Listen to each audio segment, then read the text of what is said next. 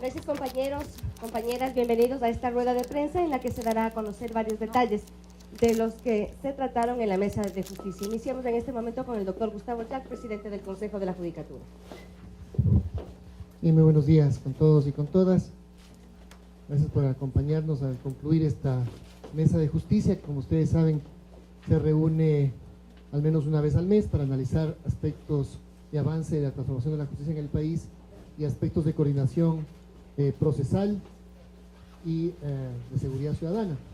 Nos han acompañado en la Mesa de Justicia, adicionalmente las autoridades aquí presentes, también el Ministerio del Interior, el Ministerio de Justicia, pero han tenido que salir a una reunión y nos han podido acompañar ya para la rueda de prensa, pero agradecemos la presencia del señor presidente de la Corte Nacional de Justicia, doctor Carlos Ramírez, nuestro invitado especial el día de hoy, el doctor Mauro Andino, presidente de la Mesa de Justicia y Estructura del Estado de la Asamblea Nacional, el señor defensor del pueblo Ramiro Rivadeneira y el vocal Néstor Arbito. En la mañana de hoy hemos topado tres aspectos de profunda importancia para la Administración de Justicia. La una es justamente el avance de la tramitación del Código Orgánico General de Procesos en la Asamblea Nacional y los contenidos que se están planteando en este código para afianzar el procedimiento ágil y oportuno de la Administración de Justicia.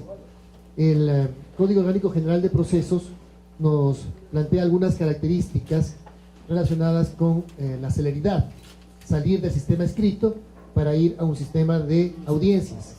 Como lo hemos reiterado, se trata de que en las audiencias se tomen decisiones y los jueces puedan decidir y administrar justicia.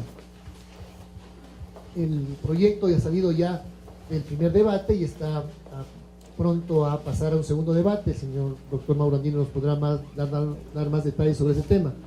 Pero lo fundamental en la discusión que hemos tenido en la mañana de hoy es un apoyo de todo el sector justicia a tener pronto este Código Orgánico General de Procesos con el objetivo de que una buena parte de lo que se denomina jurisdicción voluntaria, que tiene que ir hacia los jueces, es decir, por ejemplo, la definición de linderos, o el tema de notificación de un desahucio, o temas relacionados con divorcio por mutuo consentimiento, o incluso temas de fijación de alimentos, cuando hay acuerdo entre las partes, se puede hacer ante notario y todas esas competencias pasen a ser un servicio prestado en las notarías, descongestionando de esta manera a los jueces que se podrán dedicar solamente a los procesos y juicios contenciosos.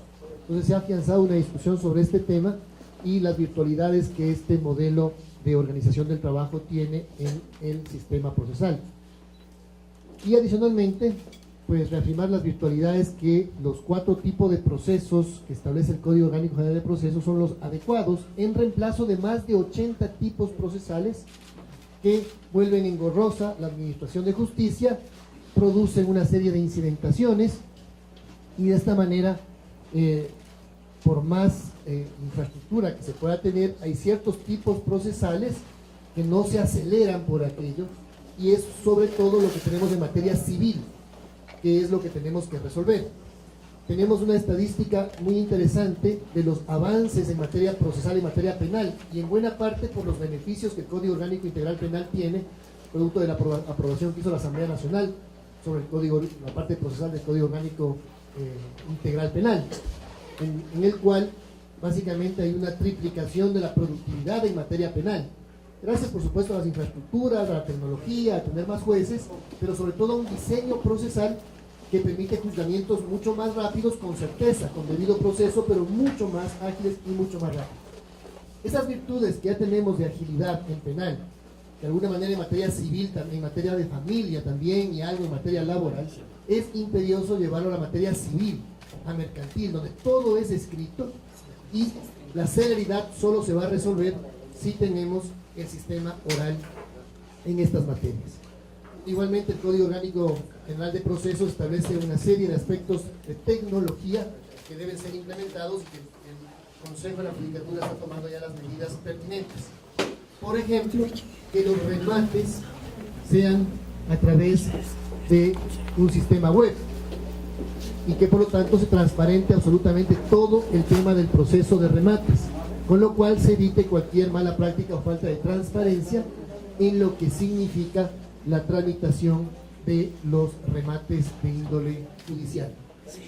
Hemos aprovechado también para plantear una sugerencia a la Asamblea Nacional en cuanto al contenido del Código Orgánico General de Procesos, sobre la posibilidad de que se incorpore una norma que establezca que en los juicios civiles de cobro de deudas o de remates, ese proceso se suspenda si es que tenemos un acusado de usura llamado a juicio, que es el acreedor.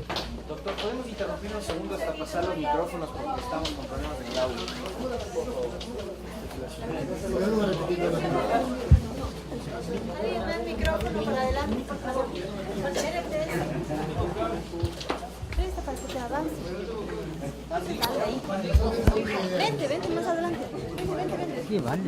Vente más adelante, amigo. Cuidado de esta cámara. Cuidado de esta cámara. Espérate, ponle este el de... Gracias. Solo sobre el curso directo. Muévase.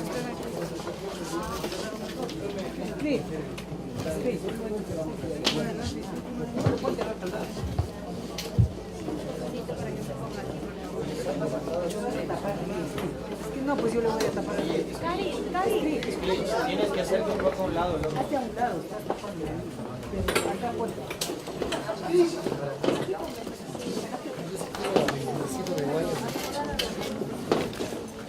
¿Alguien más tiene micrófono para adelante? Scratch.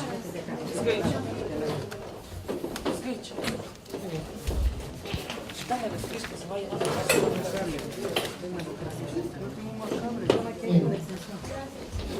Bueno, se lo decía, un tema en particular que lo reflexionamos y lo trabajamos mañana de hoy también tiene que ver con incorporar en el proyecto de Código Orgánico General de Procesos, junto a los temas de celeridad, oralidad procesal, 4 tipos de procesos en vez de 80 tipos de procesos, también una normativa que, si bien vuelve ágil el proceso en materia civil, por ejemplo, el cobro de deudas, perfecto, hay que honrar las deudas y el sistema tiene que ser ágil para un cobro oportuno de esas obligaciones, pero también considerar que en la lucha contra la usura también resulta necesario incorporar una normativa que establezca que si una persona es acreedor en un juicio de un cobro de una deuda, pero a la vez esta persona está siendo llamada a juicio por usura, se suspenda la ejecución, la tramitación del proceso civil de cobro de la deuda,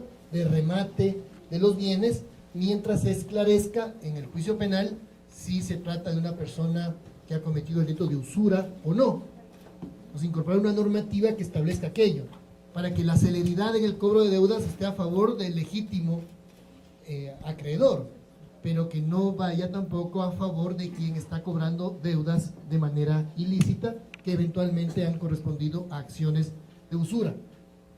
La norma sería que se suspenda si es que esta persona ha sido llamada a juicio, no denunciada por usura, sino llamada a juicio por delito de usura, y en ese caso el proceso civil de cobro de la deuda debería detenerse mientras se esclarecen las responsabilidades eventuales penales de un usurero, de un potencial usurero.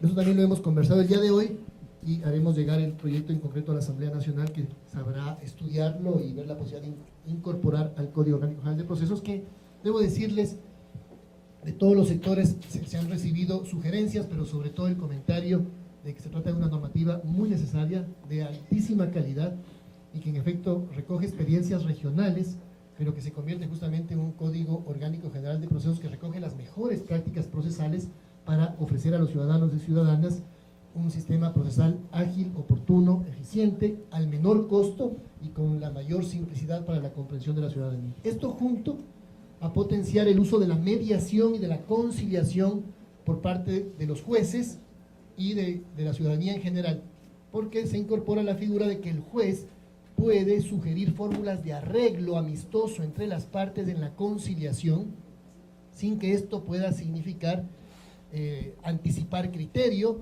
o acusarlo al juez de prevaricato por opinar sobre el proceso. La buena práctica procesal es que el juez en conciliación, en la audiencia de conciliación, les formule, les proponga fórmulas de acuerdo entre las partes para terminar de manera más ágil los procesos. Eso también es una de las virtudes que establece el Código Orgánico General de Procesos, que ha sido uno de los temas que topamos el día de hoy, y sobre lo cual, temas sobre el cual le pediría al doctor Carlos Ramírez y al doctor Mauro Andino si nos pueden hacer también un comentario adicional. Gracias, señor presidente, colegas de la mesa, señoras y señores de la prensa. Uno de los grandes objetivos de la función judicial, de los órganos de la función judicial, de la mesa de justicia, indudablemente que es el de lograr un servicio de justicia de calidad. Esto es accesible, ágil, oportuno, transparente, eficaz. Y uno de los elementos fundamentales para ello, indudablemente que es el de normativo procesal. Por eso es que el Consejo de la Judicatura, la Corte Nacional de Justicia, hemos procurado elaborar este Código General de Procesos que ya se encuentra para el segundo debate en la Asamblea Nacional, con el que lograremos ese gran objetivo de conseguir una justicia de calidad, evitando las deficiencias del sistema escrito y evitando el incidentalismo extremo que nos permite este sistema, procurando la lealtad procesal, otorgando mayores facultades al juez. Queremos pasar del juez pasivo al juez activo, al juez que dirija el proceso para lograr una justicia con celeridad y con certeza. Como ha dicho el señor presidente, doctor Gustavo, en este proyecto se contemplan 4 trámites, 4 procesos. De los alrededor de 80 trámites que contempla el Código de Procedimiento Civil y más códigos y leyes, se reducen a 4 vías. En adelante, las acciones, las demandas, ¿no? El proceso ordinario, el sumario, el monitorio y el ejecutivo. Y en adelante, la justicia se hará en audiencia, es decir, en la audiencia de juzgamiento, el juez o jueces pronunciarán su decisión. No se esperará meses de meses para pronunciar sentencias, sino en esa misma audiencia. En el proceso oral se contemplan 2 audiencias, una audiencia preliminar, que es para saneamiento del proceso, y luego una audiencia de juzgamiento. En esa audiencia se recibirán las pruebas, el juez tiene la oportunidad de estar en relación directa con las partes y las pruebas, y por eso se logrará una justicia oportuna y con certeza. Obviamente que si hay algún asunto complejo, hay la posibilidad de que se suspenda la audiencia y luego se vuelva a convocar, pero la decisión se pronuncia en audiencia. Entonces, indudablemente que esto constituye un gran avance en la legislación ecuatoriana, y con ello estamos cumpliendo además un mandato constitucional desde 1998 que nos obliga a que las causas en todos los niveles y materias, instancias, se tramite en el sistema oral.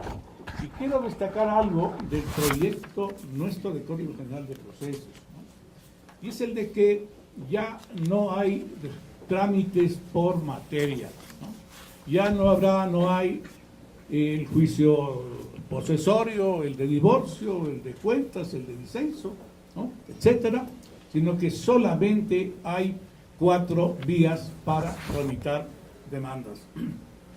Y esto es una característica que sí quería destacarla porque En los países vecinos se han expedido nuevos códigos generales de procesos, pero aún se contempla aquello de trámites por materia que nosotros estamos superando. Muchas gracias. Gracias. Buenos días. Felicitación al señor presidente del Consejo de la Judicatura, porque indudablemente viene llevando un trabajo muy positivo a favor de la justicia y de los usuarios de la justicia en el país. Ya se ha explicado las bondades de lo que significaría, ojalá en pocos meses o en pocas semanas, que el Ecuador cuente con una nueva herramienta como es el Código Orgánico General de Procesos, cumpliendo precisamente con la Constitución del 98 y que está ratificada en la Constitución del 2008, que todos los procesos, en todas las etapas y en todas las instancias, se los lleve a través del sistema oral. Y qué mejor que todo se resuelva en audiencias. Como Comisión de Justicia y Estructura del Estado y como presidente de la misma, he escuchado las propuestas que se han hecho esta mañana en el sector justicia y me parece muy importantes varias de las que se han hecho, entre ellas la guerra a la usura, la guerra a los chulqueros. Mi compromiso, doctor Gustavo Oyal, de recibir esa propuesta, socializarlo en la comisión e incorporarlo en este proyecto, porque indudablemente es una lacra que se vive en el Ecuador. Gente humilde, gente que cae en las garras de los chulqueros y que no pueden acudir a veces a cooperativas o al sistema financiero o a la banca para obtener un crédito, pero suscriben letras de cambio en blanco, pagarés, cheques, entregan sus pocos bienes en prenda por ese préstamo que luego se multiplica o se quintuplica con los intereses y muchas veces los dejan prácticamente en la calle. Si son llamados a juicio dentro del ámbito penal, obviamente que habría esa gran posibilidad de que dentro del ámbito procesal, dentro del ámbito civil, se pueda suspender este proceso hasta que exista una sentencia. Igual quiero manifestarles que la Comisión de Justicia está recibiendo y sigue recibiendo propuestas y sugerencias y que aspiramos que hasta culminar este año podamos estar debatiendo ya en el Pleno de la Asamblea lo que sería el informe para segundo debate. Es decir, que vamos cerrando ese círculo, señor presidente, no solamente dentro del ámbito procesal penal, sino también ya dentro de todas las materias que contempla el Código General de Procesos, con excepción de materia constitucional y con excepción de materia penal. Es decir, en civil, en mercantil, en contencioso administrativo, en contencioso tributario, inquilinato, en todas las materias. Eso va a dar mayor eficacia, mayor transparencia, mayor agilidad, mayor seguridad y mayor confianza a los usuarios del sistema de justicia. Así que vamos a seguir por esa línea que hemos estado a través de la Asamblea y obviamente coordinando con el sector justicia y fundamentalmente con el Consejo de la Judicatura como órgano de gobierno y con la Corte Nacional de Justicia. Gracias, señor presidente. Señor presidente de la Mesa de Justicia, muchísimas gracias por toda la apertura que siempre ha tenido para recoger estas propuestas del sector justicia, de la Corte Nacional, del Consejo de la Judicatura en el ámbito legislativo. Voy a aprovechar el tema de los micrófonos para una vez hablar del juicio directo, si me permite, Néstor. Mencionar lo siguiente, como ustedes saben, el Consejo emprendió un proceso de evaluación de desempeño de los jueces a nivel nacional. Los resultados han sido ya entregados a cada uno de los jueces individualizadamente a través de correo electrónico y tienen estos días para presentar reconsideraciones individuales para el ajuste de cualquier resultado final individual de su evaluación. Es la primera vez que se hace una evaluación de desempeño, de productividad, de manera general en la función judicial ecuatoriana. Y debo decirles, de manera general, que los resultados son muy satisfactorios. El alto porcentaje de los jueces y juezas del Ecuador pasan una evaluación de productividad, de oportunidad de la justicia. Existe además la constatación de que comparado con lo que ocurría en años pasados, el nivel de productividad que en el pasado era de 35, máximo del 40% de despacho, hoy el despacho en la función judicial ecuatoriana es del 110% de despacho. Es decir, sale más de lo que ingresa por primera vez en las evaluaciones de medición que se hacen. Siempre quedaban acumulados para el próximo año en un alto porcentaje. Ya les digo, el mejor desempeño histórico de promedio era del 40% de despacho. Ahora es de 110% de despacho. Esto gracias, por supuesto, a que tenemos más jueces. Teníamos antes 5 jueces por cada 100.000 habitantes, hoy tenemos 11 jueces por cada 100.000 habitantes, es cierto, pero también es gracias a diseños procesales en materia penal, como el Código Orgánico Integral Penal que la Asamblea Nacional aprobó a inicios de este año. Es gracias al sistema de modelo de gestión de unidades de flagrancia, es gracias a la infraestructura, es gracias a la tecnología. Ahora, estos avances tienen que afianzarse aún más con un nuevo Código General de Procesos en materia no penal. Va a ser una herramienta sustancial para aún aumentar ese nivel de productividad, que no necesariamente tenga que significar siempre el aumento de más jueces, sino tener justamente procedimientos mucho más simples, menos engorrosos, a menor costo tanto para el sistema público como para las partes procesales. De ahí que esta herramienta va a afianzar todas estas transformaciones a nivel nacional. A nivel general, decirles que hay un porcentaje que no llega al 10% de jueces que no han pasado la evaluación, pero este porcentaje puede ajustarse en función de las reconsideraciones, por eso no es un dato final, el número exacto no se lo doy ahora en términos de cuántos jueces no han pasado la evaluación, pero no llegará al 10%, será un número menor al 10%, pero deben recordar también que esos jueces que no han pasado la evaluación tendrán 3 meses más para afianzar su productividad y alcanzar las metas mínimas que les permitan pasar la evaluación de desempeño.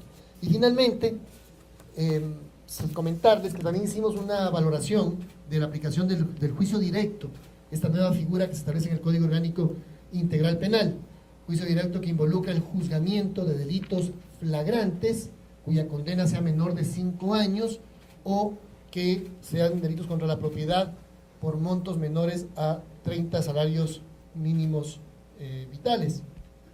En esas condiciones puede proceder el juicio directo. Es decir, el delito ya no va a ser juzgado por el tribunal penal, con los costos y tiempo que eso implica, sino que será juzgado por el mismo juez. Ya hay 1000 casos que han sido tramitados bajo esa figura y que por lo tanto significan una atención procesal mucho más ágil de los juicios en flagrancia, junto a las unidades de flagrancia que han significado la disminución de tiempos procesales.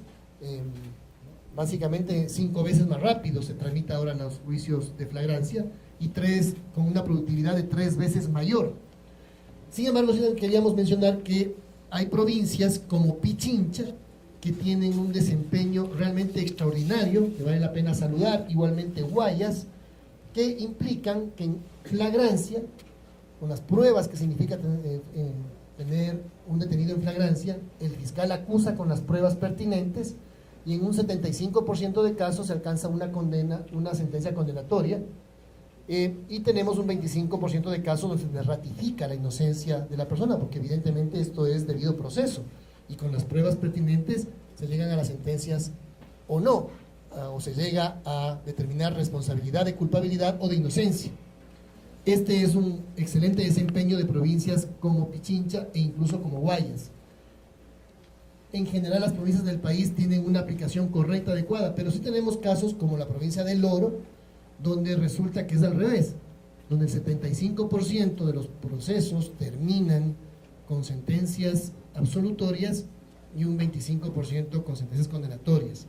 Y esto quiere decir que hay que revisar, porque la mayor parte de causas que estamos observando de esto es que el fiscal o no acusa o no lleva las pruebas de la audiencia, junto con posiblemente alguna actuación de algún juez que no haya valorado o no le haya dado el tiempo adicional al fiscal, que lo tiene según la ley 15 días más para preparar la prueba. Si en la primera audiencia no ha tenido todas las pruebas suficientes, tiene 15 días más para hacerlo.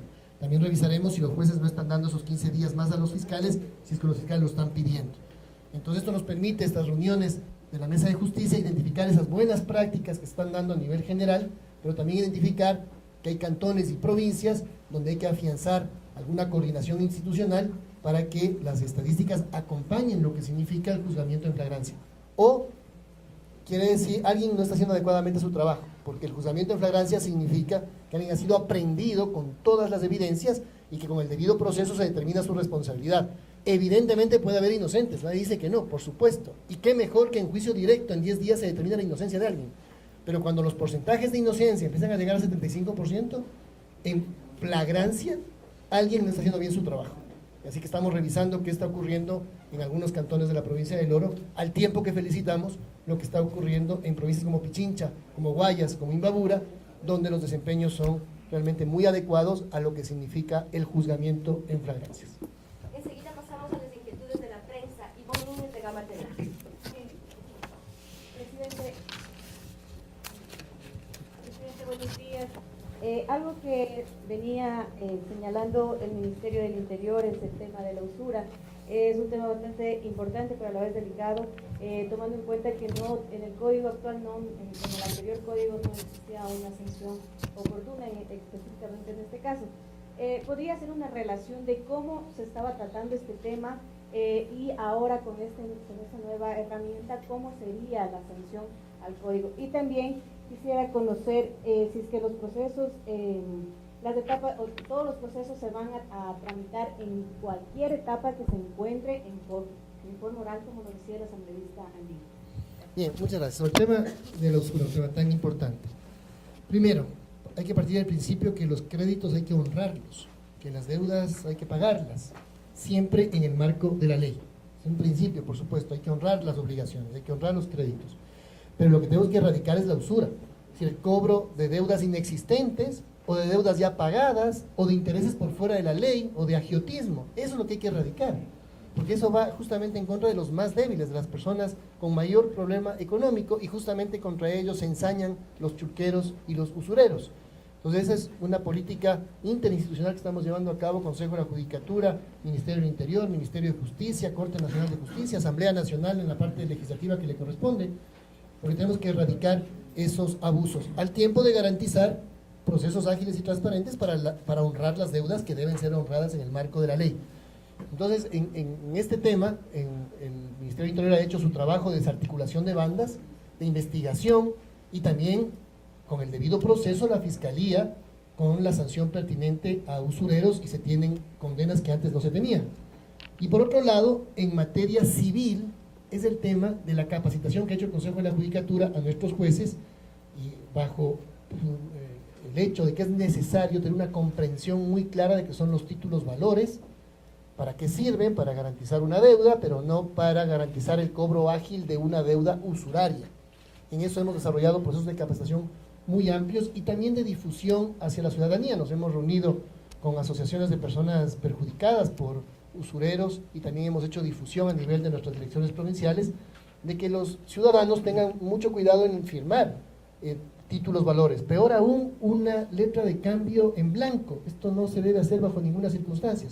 Evidentemente, a veces personas abusan de los problemas económicos que alguien pueda tener, le obligan a firmar una letra en blanco y luego eso se convierte en un grave riesgo para las personas porque les cobran cualquier monto de intereses o incluso varias veces la misma deuda, o llegan a rematar el bien de una persona cobrándole esa letra de cambio que ya ha sido honrada en su momento.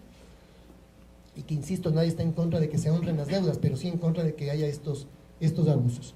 Entonces, con esta norma que estamos pidiendo que la analicemos en conjunto con la Asamblea Nacional, se evitaría que haya un remate de un bien cuando la persona que está pidiendo ese remate, que esa persona que es el acreedor, al mismo tiempo ha sido llamado a juicio por usura en un proceso penal.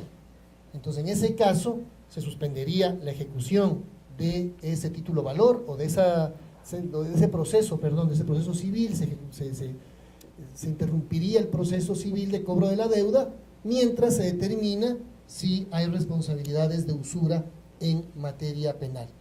Y sobre la oralidad, como bien lo ha dicho el doctor Mauro Andino y el doctor Carlos Ramírez, se trata de oralidad en todas las materias, porque justamente hemos visto su virtualidad en materia penal, donde prácticamente los despachos están al día, con alguna excepción, pero la generalidad ahora es que en materia penal los despachos se encuentran al día. Esto es gracias a la oralidad. Esto no es lo mismo, no ocurre lo mismo en materia civil. En materia civil, que los jueces estén al día cuesta muchísimo, porque siempre hay incidentes, es un trámite engorroso, es escrito, no hay las audiencias donde se administra justicia, son audiencias de mero trámite, etcétera, y esto, por supuesto, dificulta mucho el avance de los procesos, que incomoda a los abogados y a los jueces. Pero ahí la solución, el antídoto, evidentemente sí, tener buenas infraestructuras, buenas salas de audiencias, pero para que esas salas de audiencias nos sean de utilidad con mayor fuerza, es necesario que tengamos el sistema oral de audiencias también en materia civil, y por eso lo agradecemos tanto a la Asamblea Nacional que le ha dado tanta prioridad a este proyecto. Patricio Carrera, del diario El Telégrafo. Buenos días con todos. La pregunta es para aclarar sobre los juicios directos. ¿Se va a cambiar el tiempo de presentación de la prueba? Ahora es de 15 días, se va a aumentar a 30 días la prueba. ¿Cómo está ¿Cómo están discutiendo ese tema de la presentación de la prueba, que ha causado problemas, y los abogados también se quejan de que no tienen tiempo para poder ejercer una adecuada defensa de sus clientes en caso de fragancia? Y también sobre, en el caso de la Asamblea, el COGEP, ¿cuándo estaría ya listo para su aprobación? ¿Cuándo entraría en vigencia? Y esto implicaría un cambio total del 100% en lo que se refiere a justicia en el Ecuador. Y sobre la independencia judicial, que mucho se está discutiendo en este momento, ¿por qué hay esa percepción, a pesar de todos estos cambios que están implementando? ¿Por qué persiste esa opinión de que no hay independencia de la justicia? Si quieres dar tu juicio directo. Solamente respecto al proceso directo.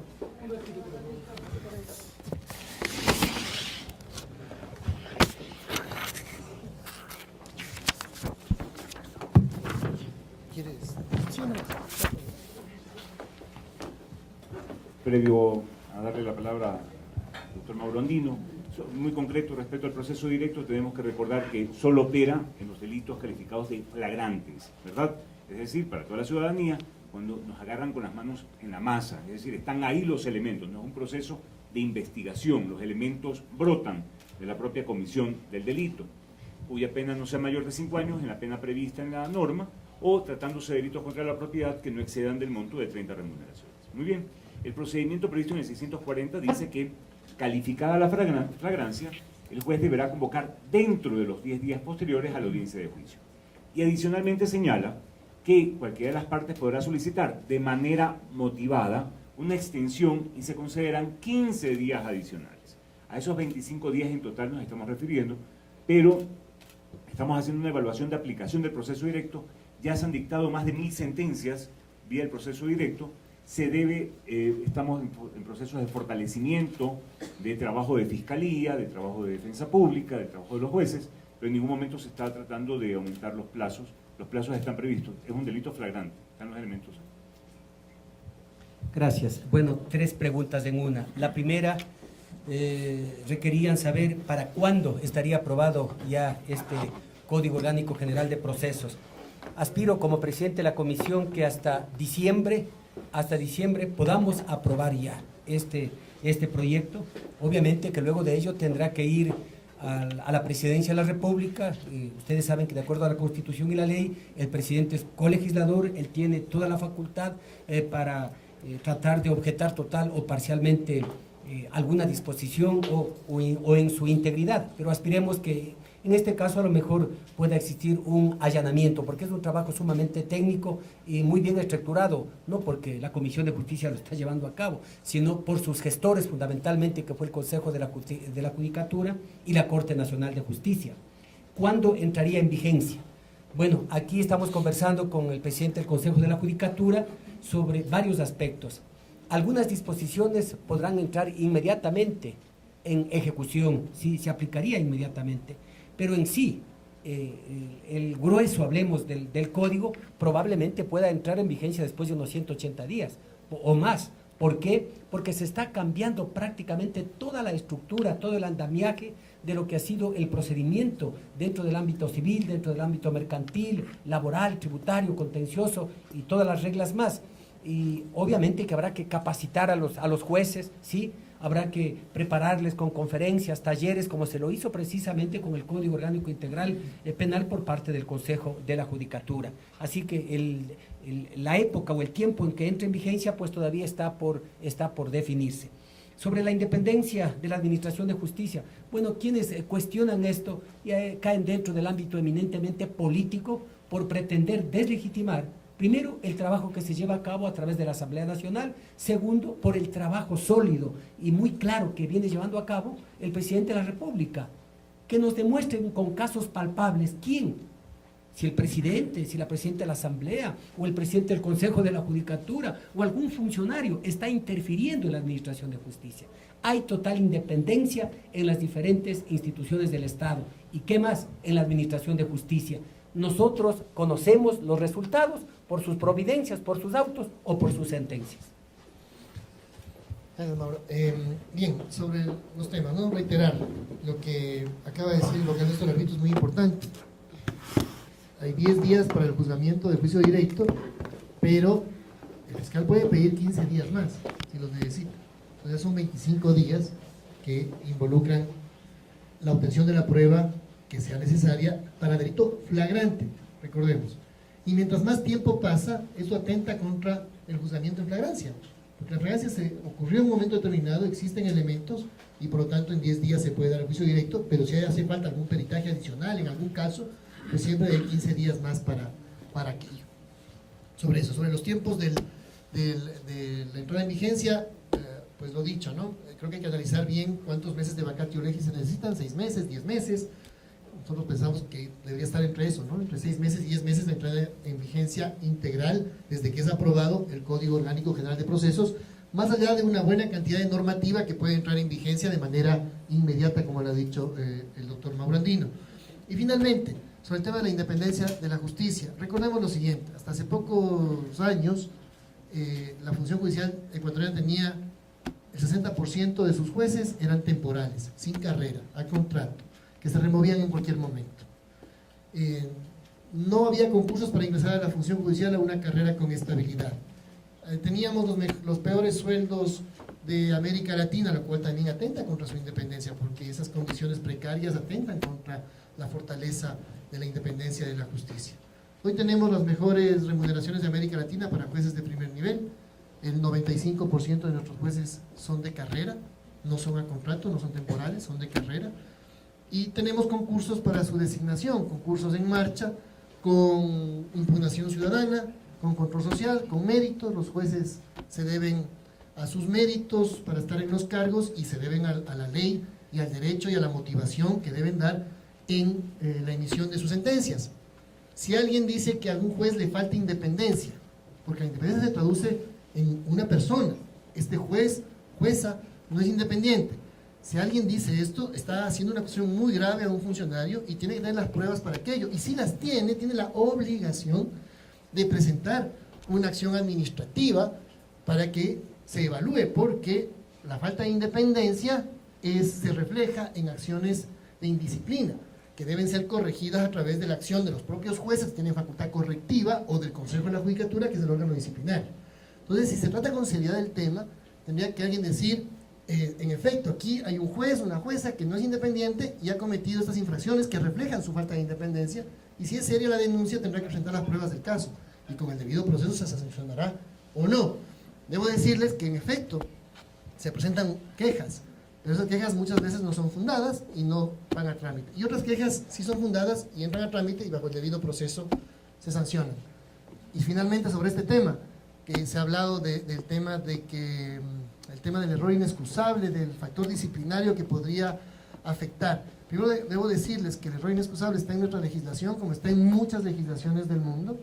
Y en segundo lugar, que me parece esto un hecho elocuente, hemos revisado en los 2 últimos años, 235 abogados en libre ejercicio han presentado directamente al Consejo de la Judicatura quejas relacionadas con el eventual cometimiento de error inexcusable por algún juez o jueza. Hay quienes dicen que el Consejo de la Judicatura solo es competente para conocer estos temas si es que un juez de segunda instancia ha determinado el error inexcusable y entonces sí le pasa al Consejo para que sancione. Pero se olvidan que hay 235 abogados al menos que han presentado directamente al Consejo esas quejas, porque en efecto hay 2 vías. La una es que la Corte Nacional, la Corte Provincial, algún tribunal de alzada nos diga el inferior cometió una infracción con error inexcusable, Consejo tramite un sumario. Esa es una vía. Pero la otra vía que establece el Código Orgánico de la Función Judicial es que directamente las partes procesales puedan presentar ese tipo de quejas Y en efecto, en 235 ocasiones, en los 2 últimos casos, de manera directa, abogados en libre ejercicio han presentado al Consejo de la Judicatura esas solicitudes.